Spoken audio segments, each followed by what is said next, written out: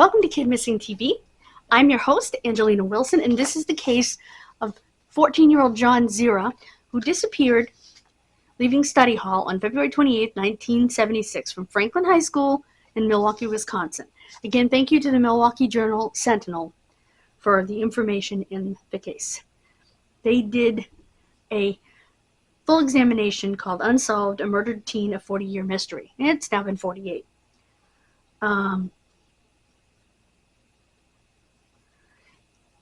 Three jurisdictions opened their records knowing that their flaws would be and errors would be exposed. That says a lot about those jurisdictions, in my opinion.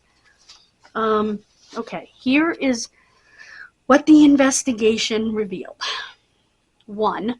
The sergeant in charge of the initial investigation spent 2 years focused on a construction worker with an alibi while having an affair with one of the suspect's friends.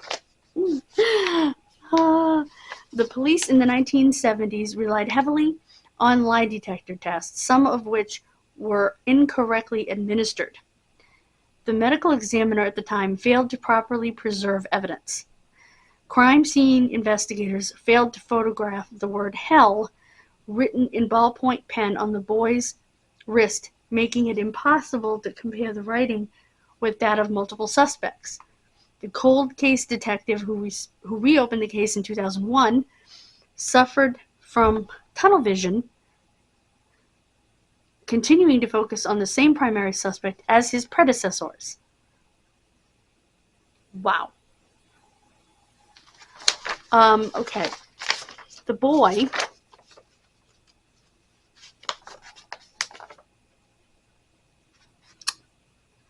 I'm trying to get okay. They're trying to get DNA from his clothing. Wonderful.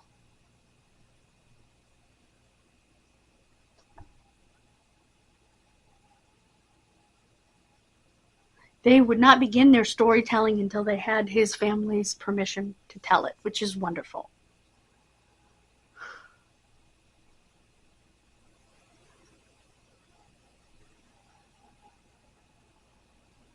Some of the key people in the investigation have passed away, which is just lovely.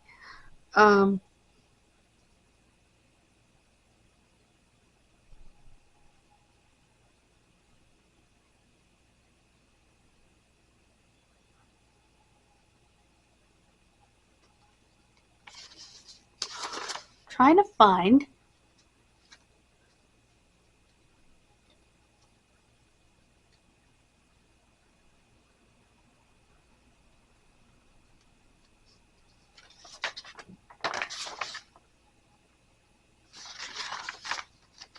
the date.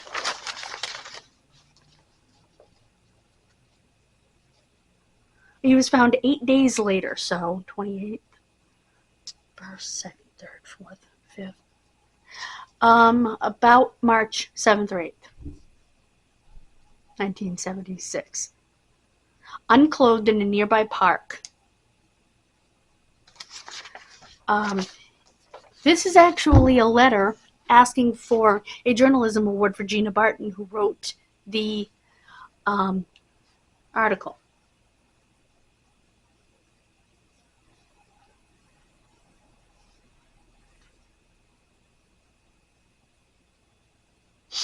I would love to see that article.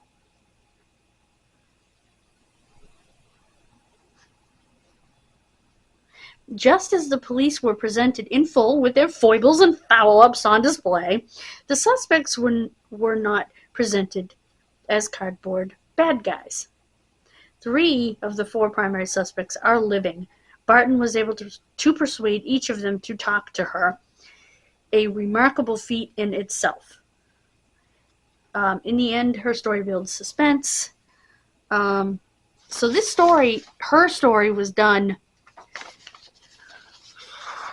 8 years ago, so that would be 2016. I would love to be able to find her story.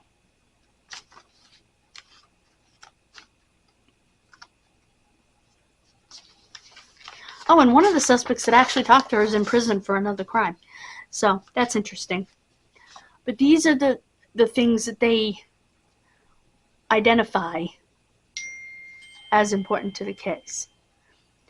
Tackling the story, identifying flaws in the investigation, key players who have died, transparency, avoiding damaging comments from readers, because it says this type of story can prompt reader comments that speculate on other potential suspects, trash the suspects, or even demean the victim. As such, we did not allow online comments. Instead, we set up online chats with the reporter and a chief detective, a dynamic in which we could avoid damaging and potentially inaccurate information from being published on our site. Excellent idea. Naming suspects and witnesses. They took a thorough and reasoned look at how and why they were naming people each step of the process. A mental health patient whom police agreed a suspect was trying to frame, unnamed. A swim coach who inserted himself at every step of the investigation and was later convicted as a serial child molester, named. Good idea.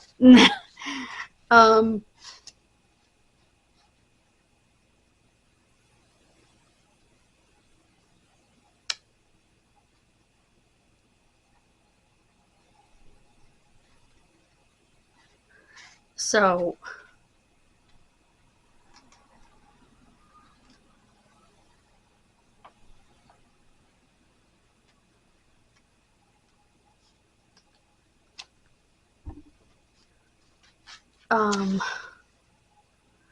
there was a man who went on to be a scout for the Seattle Supersonics who wrote to her and said, quote, referring to the story, his letter noted he found Barton throughout, quote, to be in search of the real story and how it altered my life greatly. Gotcha, Diane. Gotcha. Sorry.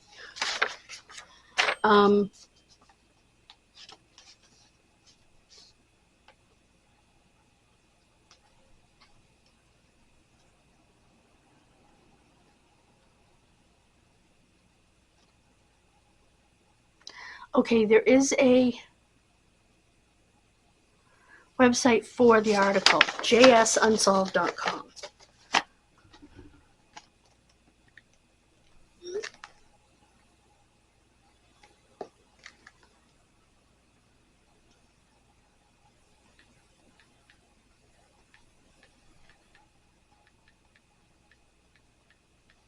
I think that's what it says.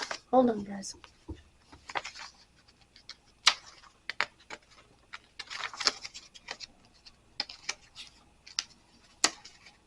Oh, come on. No, jsonline.com/unsolved. Okay.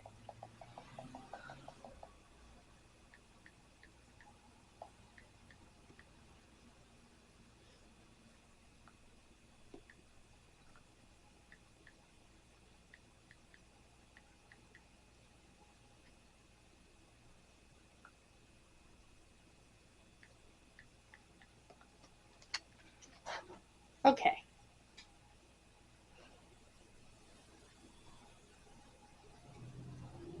Okay, this is a different case.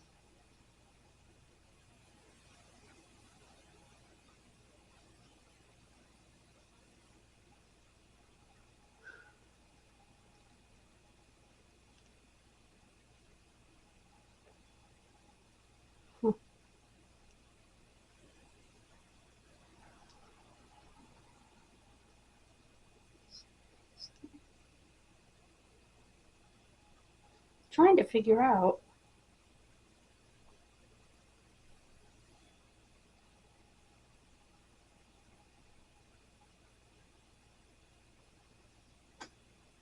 Okay.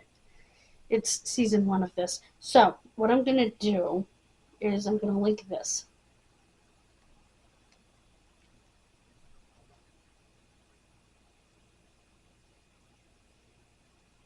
Now, you don't want to call the Milwaukee Police Department at, hold on.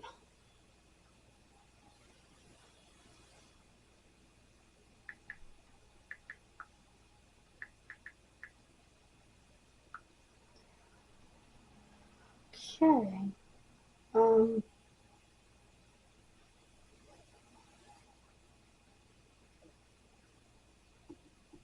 Okay, DNA does not crack the case, guys.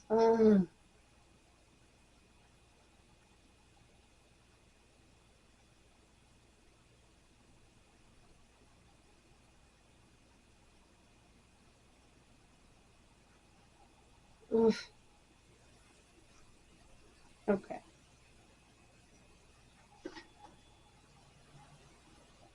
I'm looking for a phone number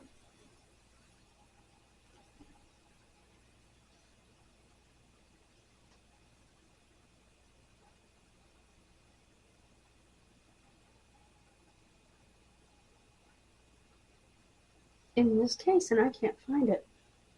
Anyway, guys, I will leave you the podcast / article,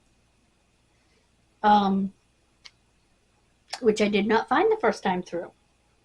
So I'm going to send this. Send to your devices, send to laptop. Send. There. Okay. I'm sure there's way more in that article than there was in this one. And I apologize for that. I did not find that when I was researching the case initially. But you can call the Milwaukee Police Department. Excuse me. If you have any information, and I'm sure that they give a phone number in the podcast. And again, I apologize. I didn't find that. I thought this was the article. I did not realize it was a letter. I thought this was a timeline. You know, a full timeline, so I assumed it would have phone numbers and all that. But all it was a letter to get her an award, which is not a bad thing. Just not exactly what I was looking for. I might have to do an update on this one after I read through that. Give you a little more information in my updates next month.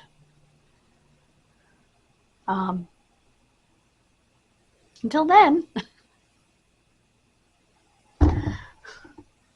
God bless you. Have a wonderful rest of your day. Please subscribe. We're trying to get to 500 by August 4th on this channel and 200 on the other channel by July 4th. Please hit those bells. Hit the like button if you want to. It's not something I do because they make this great big liked videos list. And I just don't like that. So.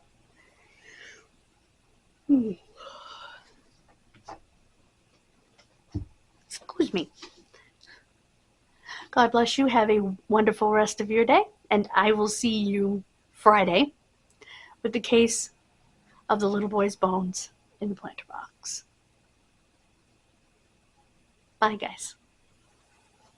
God bless you.